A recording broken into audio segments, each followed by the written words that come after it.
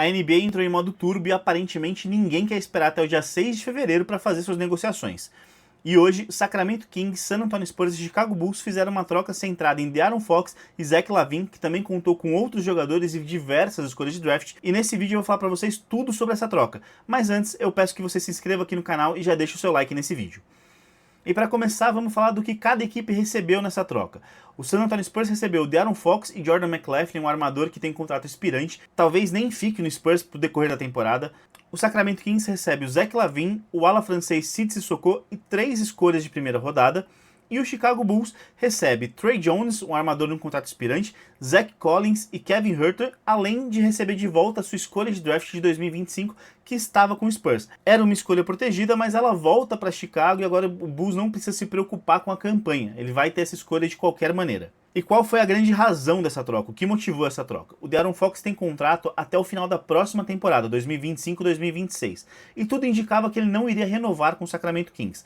Por quê? Ele deu algumas declarações dizendo que ele gostaria de encerrar a carreira em Sacramento, mas que ele tem um desejo de vencer, de ser campeão.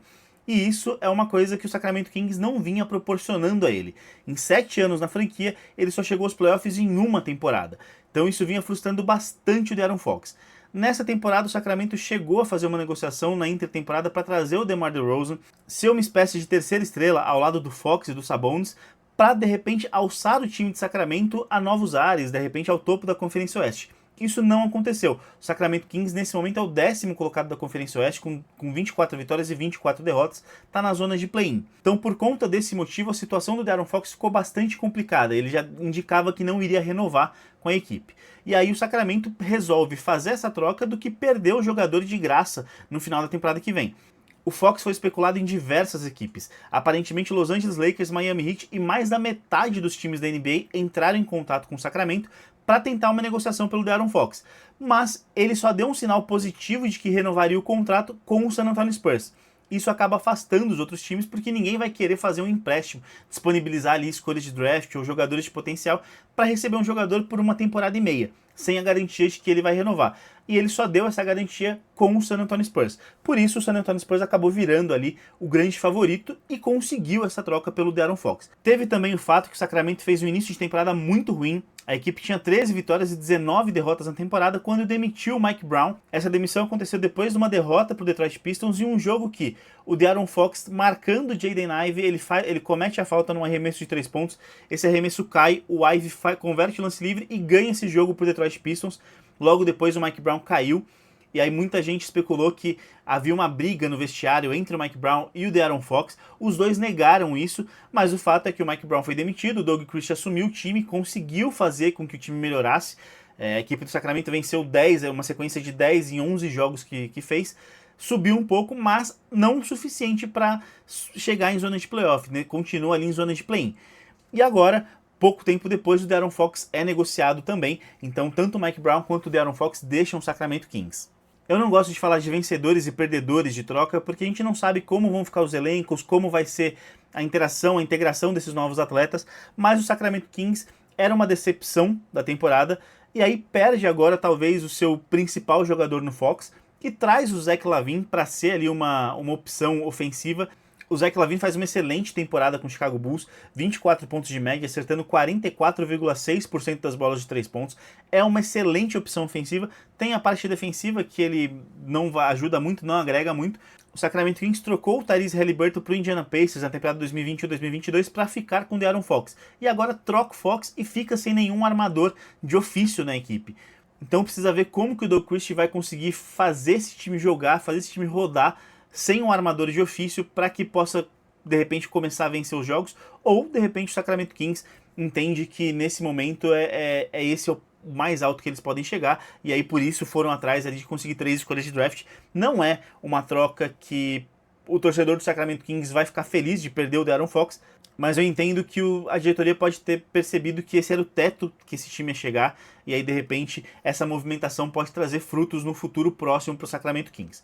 O Chicago Bulls, eu entendo que entrou ali na reformulação, abraçou essa reformulação, perde o Zach LaVine, consegue a sua escolha de draft de volta, tem um contrato expirante que vai abrir 9 milhões na folha salarial da próxima temporada, mas ganhou muito pouco pelo Zach LaVine E o Chicago Bulls deve fazer novas negociações daqui para frente, tá? O Nikola Vucevic é um dos jogadores que tem sido muito especulado em rumores.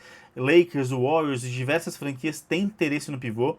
O Lonzo Ball também é um jogador que vem sendo especulado de que não vai ficar em Chicago.